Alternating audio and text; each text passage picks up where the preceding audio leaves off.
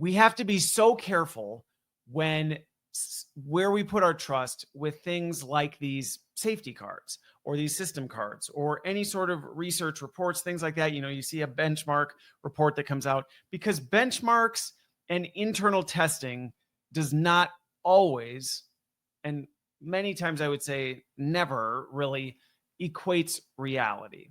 And so you have to take these things as something that you can look at, but not necessarily something that you just execute decisions based off. This whole awareness of being evaluated opens up a little bit of Pandora's box.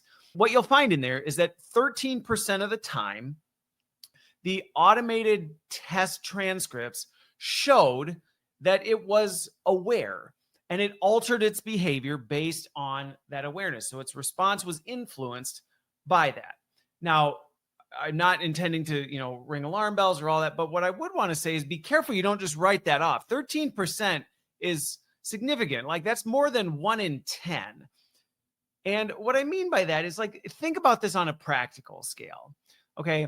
If you're a teacher and you give a test and your students always perform different or they act different when you give a test, or if they're being watched, or if you're a leader and you show up at the office and boy, everybody really is awfully compliant when you're there and you don't see any of the issues that you would normally see. The behavior is always the people are on top of their game.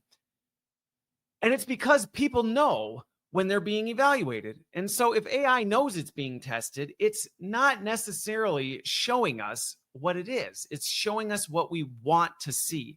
And I think it's being really aware of that, not freaking out about it, not throwing AI out the window with it, but saying, okay, there's at least evidence that it routinely can pick up on this